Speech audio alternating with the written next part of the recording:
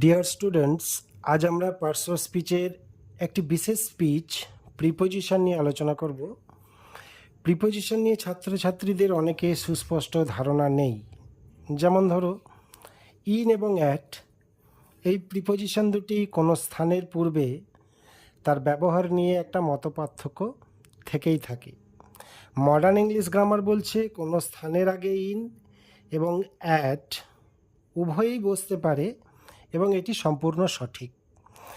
মানে আমরা বলতেই পারি আই লিভ অ্যাট কলকাতা বা I live at West Bengal. এটাও যেমন ঠিক, আই লিভ ইন কলকাতা এবং I live in West Bengal এটাও তেমনই ঠিক। এটাতে কোনো সমস্যা নেই, ইন বা অ্যাট উভয় ক্ষেত্রেই ব্যবহার করা যায়।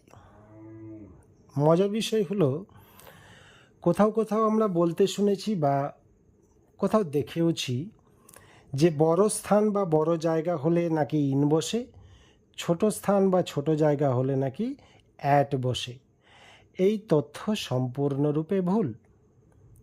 কোনো সেন্টেন্সে যদি দুটি স্থানের কথা উল্লেখ থাকে, আবার বলছি, কোনো সেন্টেন্সে যদি দুটি স্থানের কথা উল্লেখ থাকে, তাহলে প্রথম স্থানটির আগে অ্যাট এবং পরবর্তী স্থানটির আগে ইন বসাতে হয়।